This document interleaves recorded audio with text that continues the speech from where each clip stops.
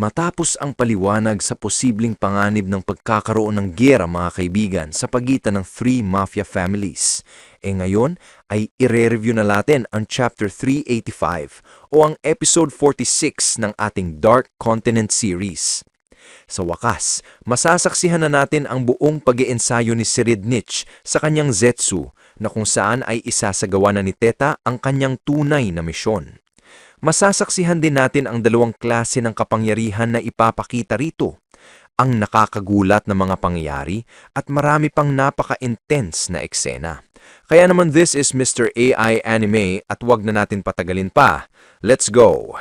Ang pamagat ng ating chapter ngayon ay warning. Nagsimula ang eksena ilang minuto bago ang concert sa banquet. Ayon dito, ito raw ang ika-8 araw ng paglalayag. Makikita naman ang Room 104 na kung saan ay may nakabantay na mga guards at maririnig din ang boses ni Teta na nagsasabing, "Ipikit niyo po ang inyong mga mata at mag-focus kayo sa paggamit ng Zetsu habang nakikinig sa paligid. Mahirap talagang gawin pero dapat ay i-maintain niyo ang Zetsu." Habang nakikinig, kailangan din daw ni Serednich na sumagot at sumunod sa lahat ng instructions ni Teta habang patuloy pa rin naka-Zetsu. Dagdag pa ni Teta, dapat ipagpatuloy ng prinsipe ang Zetsu kahit pa may marinig itong kahit anong tunog, ingay o pangyayari sa paligid. Sinabi rin niya na ang total use ng Zetsu ay nagtatanggal talaga ng aura ng prinsipe na siyang source of energy ng kanyang guardian spirit beast.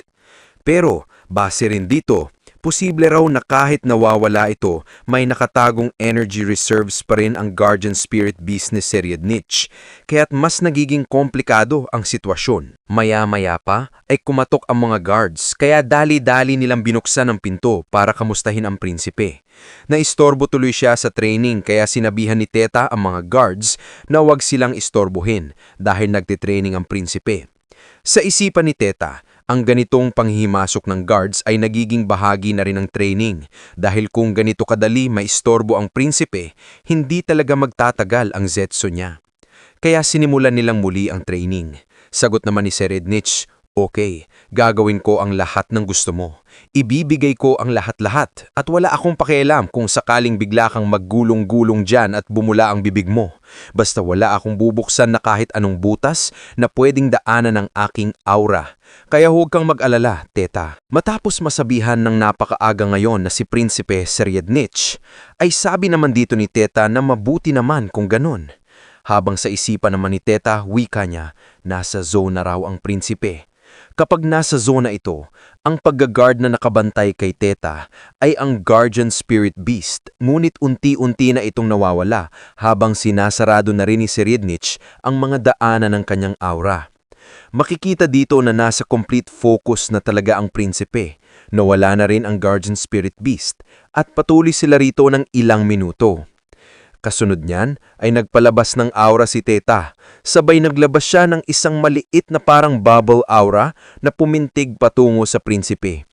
Tinamaan nito ang noo ni Serednich at kahit naka-Zetsu siya at tila nasa coma state, bahagyang dumilat ang kanyang mga mata bago agad bumalik sa kanyang pose.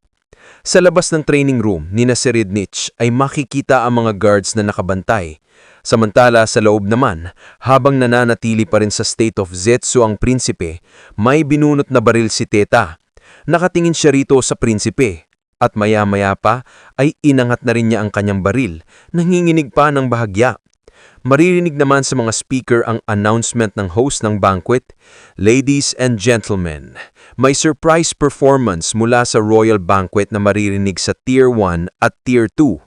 Ang performers ay sina Melody, kasama sina Princess Kacho at Fugetsu." Sa kabilang dako, makikita na patuloy pa rin ang pag-maintain ng Zetsu ni Serednich.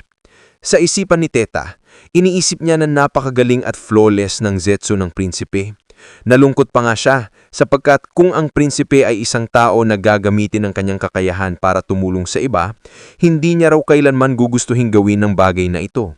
Ngulit buo na rin ang resolve ni Teta, isang mabilis na one-shot lamang nang walang paghihirap pa.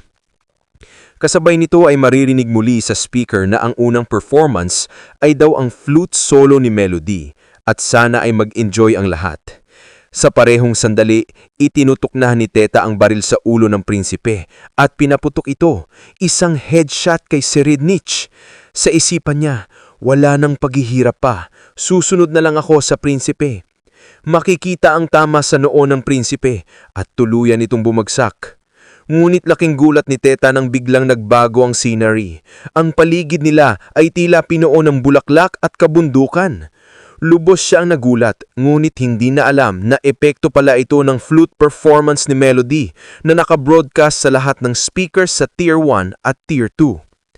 Sa isang iglap, biglang nawala ang prinsipe sa harap ni Teta. Kinabahan siya at nagtaka. Ano? Nawala ang prinsipe? At hindi lang yun, wala rin bakas ng dugo ang naiiwan. Maya-maya pa ay pumasok ang dalawang guards at pinutukan ng baril si Teta, sabay sabing, "Tunog ba yun ng baril? Huwag kang kikilos, Teta!" Kaya napilitan siyang itaas ang kanyang kamay at baril. Sa isipan niya, nagtataka siya, paano? Abilidad ba yun ng prinsipe? Pero imposible, nasa state of Zetsusa nung pinatay ko siya.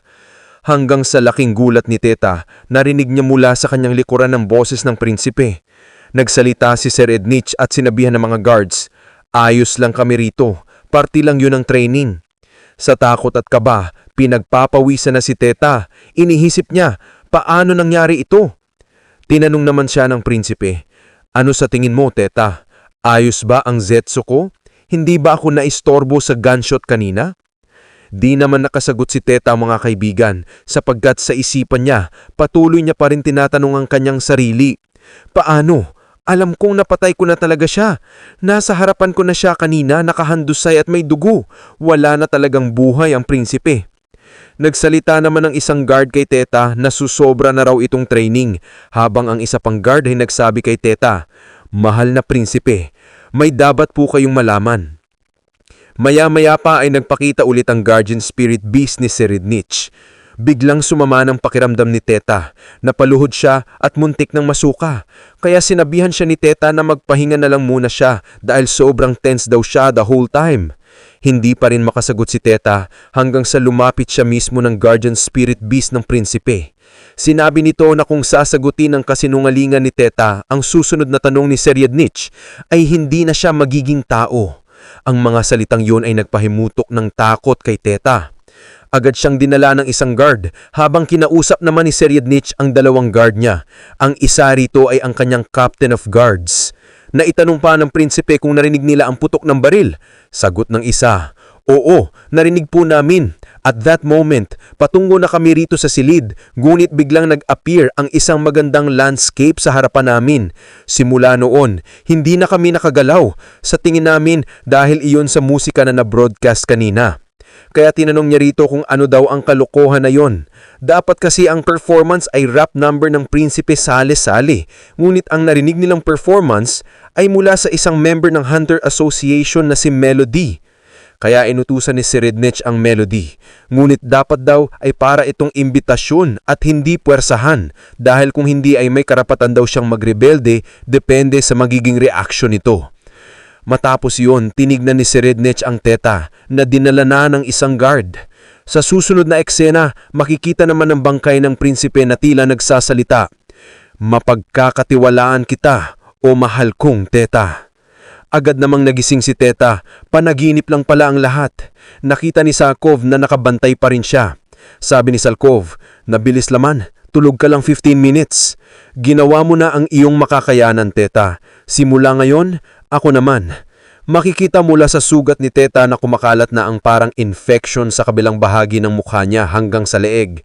Kaya binigyan ni Salkov ng salamin si Teta at sinabing dapat muna siyang magpahinga. Sagot ni Teta, "Ano ba itong pinagsasabi mo, Salkov? Hindi na ako pwedeng umatras pa ngayon." At nang tignan niya ang sarili niya sa salamin, napasabi siya, "Kagagawan ito ng guardian spirit beast ng prinsipe." Sagot ni Salkov, "Oo, minarkahan ka ng guardian spirit beast." Matapos ang unang pagsisinungaling ni Theta, binigyan daw siya ng warning ng guardian spirit beast.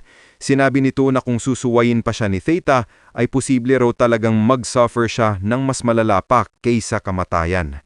Matapos masabihan, nag-insist pa rin si Theta na hindi talaga siya aakras sa kanyang misyon. Sagot naman ni Salkov, Alam ko kaya nga sinasabihan kita ngayon na kumalma ka muna. Pero bakit kaya binibigyan ng Guardian Spirit Beast ng napakaraming pagkakataon ng isang traidor na gaya mo, Theta? May isang rason lang akong nakikita, at yon ay balak ng Guardian Spirit Beast na gawin kang pawn. Isa ka ng nilalang na hindi ganap na tao dahil tinatransmute ka na nito. Hindi nakasagot si Theta sa mga sinabi ni Salkov kaya nagpatuloy pa ito. Kung may gagawin ka pa ngayon, mas mabuti pang ipasa na lang muna sa akin ang lahat. Ako na ang bahala. Maghahanap tayo ng iba pang paraan. Naitanong naman ni Theta, paano? Sagot ni Salkov, tungkol dyan, pwede ka bang mag-isip ng ibang plano habang nagpapahinga ka rito? Napailing na lang si Theta at sinagot ito, sabi ko na nga ba, tarantado ka talaga. Ngayon, grabe ang sitwasyon dahil sumablay si Theta sa pag-a-assess kay Cherid Nietzsche at nanganganib na ang kanyang buhay dahil sa ability ng Nen Beast ng prinsipe.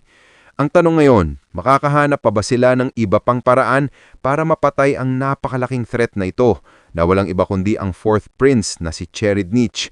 Well, yan at ang lahat pang nakaka-excite na eksena ang ating masasaksihan sa mga susunod na chapters sapagkat malalaman natin ang patuloy na tumataas na tensyon sa pagitan ng mga prinsipe, ang pagpapatuloy sa Nen training ni Kurapika at marami pang ibang kaganapan ang tiyak na mangyayari sa mga susunod na kabanata. At dito muna natin tatapusin ang video sa last panel na ito. Kung nagustuhan niyo ang video, you can leave a like, comment, and subscribe for more videos like this. Maraming salamat. This is Mr. IA Anime and see you guys again on my next video.